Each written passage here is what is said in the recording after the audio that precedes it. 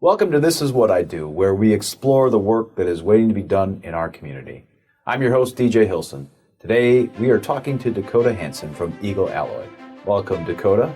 We are pleased you're here. We are the Rotary Club of Muskegon, part of Rotary International, a group of more than 1.4 million individuals from around the world whose goal is to create lasting positive change. We've been doing that here in Muskegon since 1916. One of our goals is improving the local economy. This vocational spotlight program assists students in making rewarding career choices.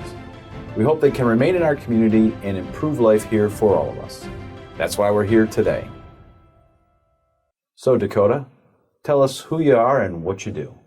My name's Dakota Hanson. I work at Eagle Alloy. I'm the senior engineering and robotics technician there. So I design new tooling for our sand molds there, continuous improvement stuff, do all types of support to the production guys. And just recently, as of like a year and a half ago, I primarily started programming our robots there. So we have 4 robotic grinding cells for our steel castings. So we're melting solid steel and 3,000 degrees and then pouring it into a mold. We make parts for Harley Davidson, John Deere, Cat, Bobcat, things like that.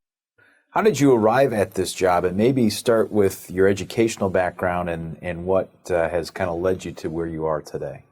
Yeah, so right out of high school, I went to Muskegon Community College, got my general education out of the way, didn't really know what I wanted to do.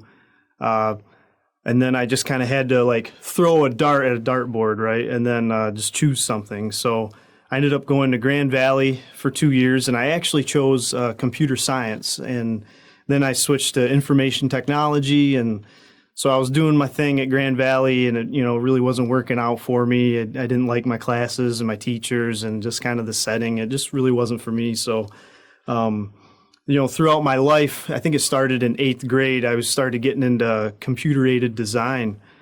And every year up until my, senior year of high school, I would take a CAD class. And it's what I always loved and I was good at. So at the end of my journey at Grand Valley, I was like, man, I'm still trying to decide what I want to do, but I'm going to go back to what I know and what I love. And Muskegon Community College, I got another degree in computer-aided design. And that was where I found, it was right where I needed to be. I love the teachers, I love the program, and I loved computer-aided design and just design in general. And at the time I was working and going to school, so I was super busy. But I loved every second of it because I found this job. I went through a temp agency, and we were I got this job. We were building porta potties, and I was assembling them. I was using my hands, and I ended up loving it. Like my first week there, I hated it, and I was like, I can't do this. I got to find something else. But I stuck it out, and I loved it. And that's where I kind of learned. I like building things and assembling things. And also my enjoyment for CAD, I was like, this is perfect because I start off building and then maybe I can get into the design world and design the things to build. So that's kind of the direction I wanted to go. So yeah, I went back to MCC and I knew I was pretty good with one of the teachers there, Jeff Johnston. He's one of my favorite people ever. Just one day in class, he was like, hey, Dakota, are you looking for a job or anything, or, maybe an internship? And I'm like, yeah, I have an open mind. I'm not going to turn something down if the opportunity arises. So he was like, yeah, I got this place, Eagle Alloy. They're looking for an intern.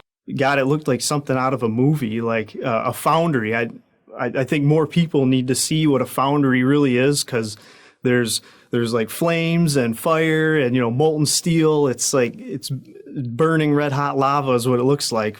I gave it a shot, ended up doing my internship there for the summer at the time. And they ended up hiring me, offering me a job. And then even before I finished getting my CAD degree, they hired me. So then I was doing my job at Eagle Alloy, doing design and things like that.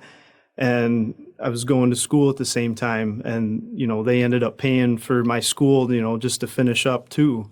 So it was a heck of a deal for me. I just couldn't turn it down, and it's worked out. I'm still there. I'm still happy. What about your job do you find the most interesting? What is it that gets you up and gets you to work every day?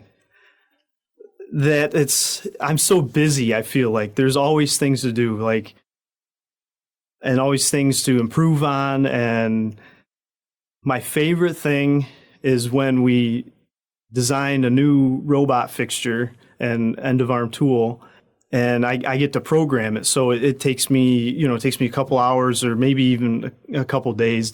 Just going through the process of writing a program, and then teaching all the points for the robot to go to and pick the parts up and then go and grind. And then when I finally have that finished part and a finished program and it runs at least decent, I usually have to go back and touch it up or whatever for production purposes. But once I get that first part out of the way, it fills me with euphoria, man. That's what keeps me coming back. Awesome. Why don't you explain to students how valuable doing internships? So in other words, it's almost like try it before you buy it, right? So yeah. Could you describe your internship experience and how that played a role in you eventually saying, yeah, I can work here full time? Yeah, I mean, it's almost like a pretty low risk deal. I mean, they bring you in, and most of them are even paid, and you basically know nothing, and then you got guys that'll teach you everything. So what's great about the place I worked at is I'm surrounded by a solid team of guys that can teach me what to do, and they have taught me, and it's better than going to class, sitting down. You get to actually go out, learn things and do things, and stay active. Is it okay to make mistakes? Yeah, I've made so many. Yeah, it is okay. And it's the best thing to learn from. I think you learn more from your mistakes than you do from just somebody telling you something. I mean, I think that's where I got where I am, because if I don't know how to do something, I'll ask. But if it's not really viable to ask, and you just need to kind of figure it out, I mean, you just got to try stuff, and then you're going to fail a couple times, and then you got to keep getting back up and roll with the punches. So tell us a little bit about how what you do benefits the rest of us here in our community. How is what you are contributing to Eagle Alloy a benefit to the community? Yeah, so I since Eagle Alloy is so big in the community, I think as long as I'm doing well within the company, I think it kind of snowballs with that. I guess I'm not really the person to go out and do community service and stuff like that, but I know that if I kind of show up every day and have a good attitude and stay positive and just keep being a good person, I think indirectly that will contribute to the people around me being better and, the community that way.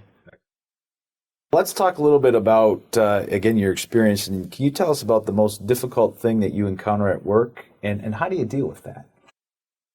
Yeah, the most difficult thing at work, I would probably say I think it's just the kind of job that I have. So when you design things or you're implementing new processes, not everybody's going to like it.